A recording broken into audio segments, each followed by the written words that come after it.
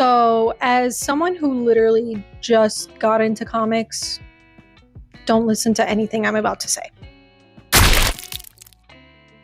I recently read Supergirl, Woman of Tomorrow, like 2 weeks ago maybe, and then immediately went to watch the movie. So I decided, why not add my opinion to the ocean of opinions that are coming out right now about the comic versus the movie.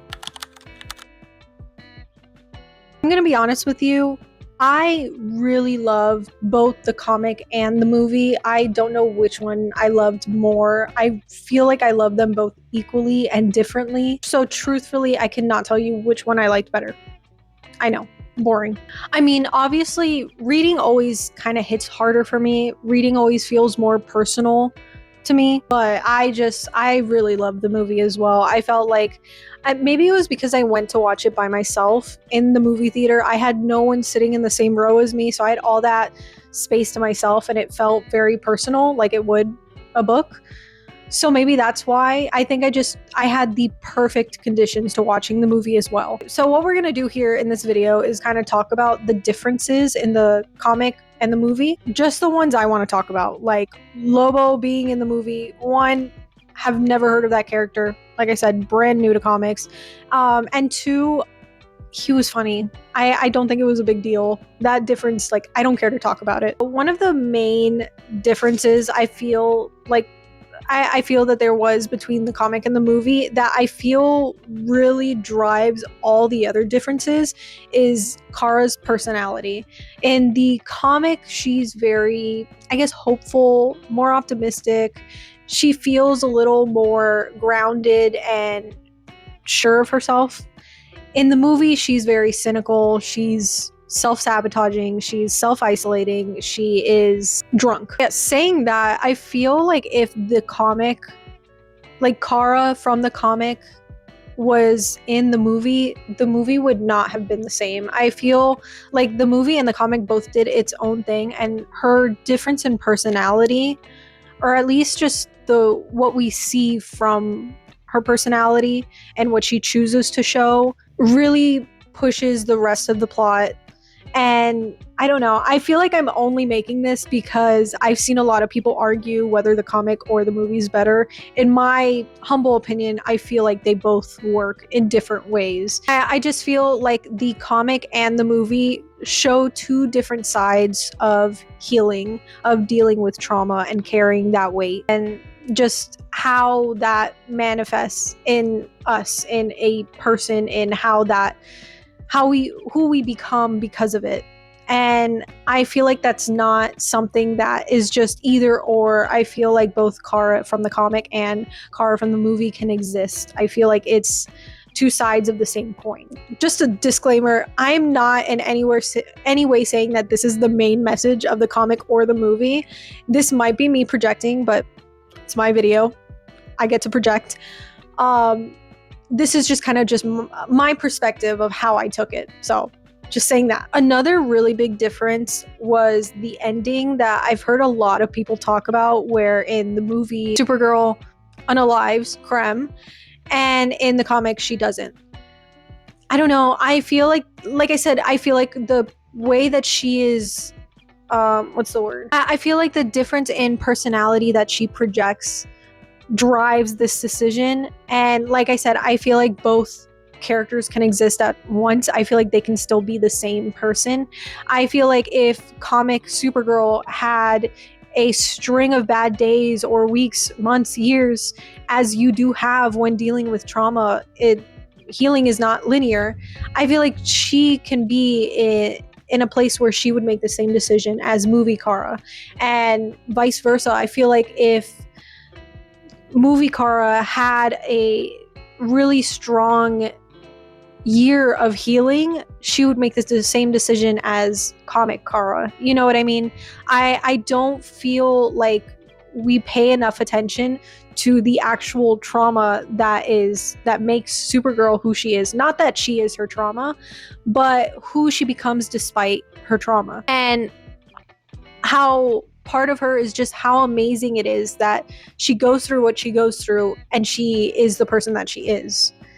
So, like I said, not trying to say she is her trauma, just showing that a big part of her is seeing the humanity. I feel like Superman is kind of like this perfect man, just the definition of a hero is what Superman is. And then Supergirl just feels a lot more human, where she was faced with all this trauma and then immediately has to figure out how to live in another world, and that does a lot to a person. And healing is, like I said, is not linear.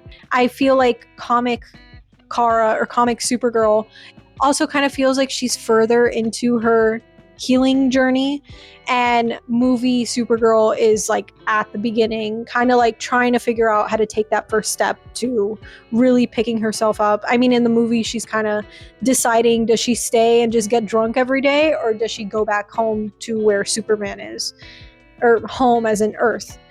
So I feel like we're seeing her at the beginning. In the comic, we're seeing her after she's kind of, had to live with her trauma, and she's dealt with some of it, and she's kind of more an anchor for Ruthie. And in the book, or in the comic, we are in the perspective of Ruthie. So that also plays a lot into it. This child looking at Supergirl, maybe we don't get a lot of the cracks that we do see in the movie, where we're kind of in the perspective of Supergirl, but also just in like kind of third person. I feel like that's a big difference.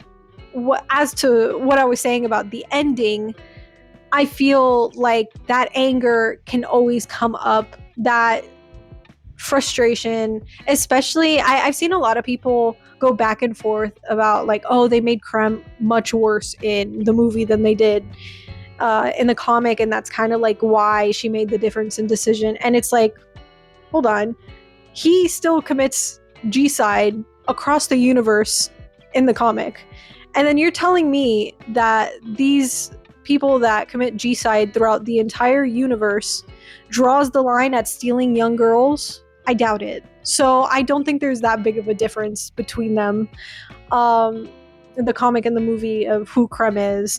So I don't think that really plays a factor into why she makes that decision. I mean, I actually prefer the movie's ending than the comic.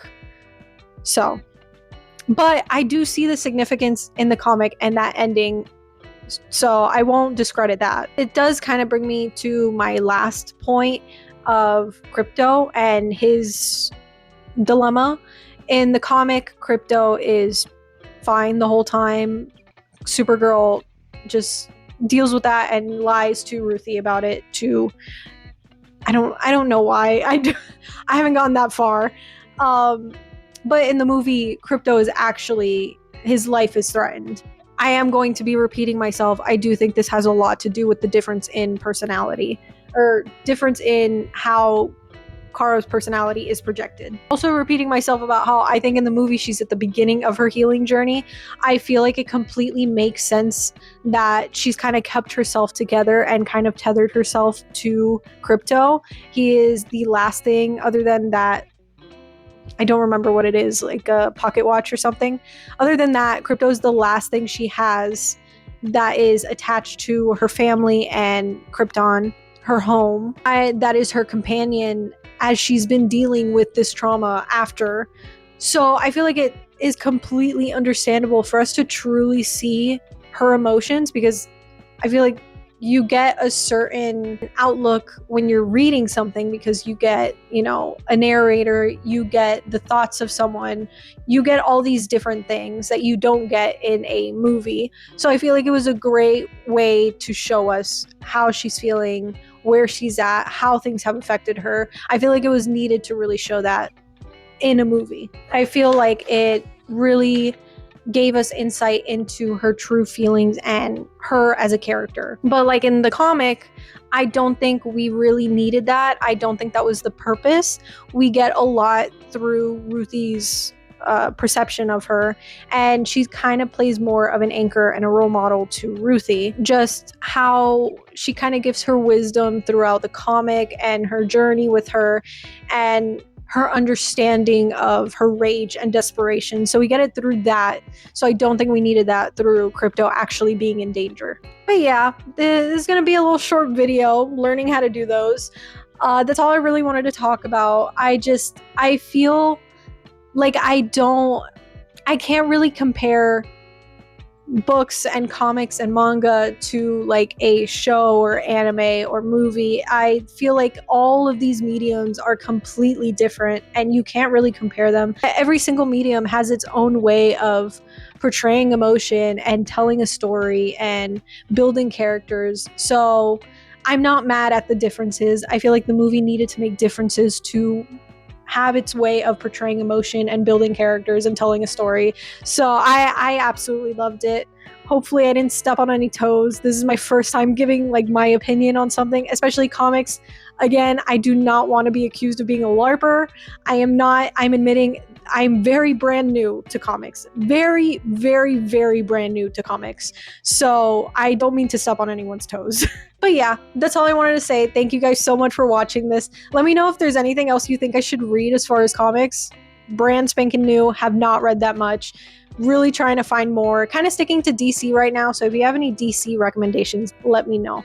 Anyways, thank you guys so much. Have a great day. Bye.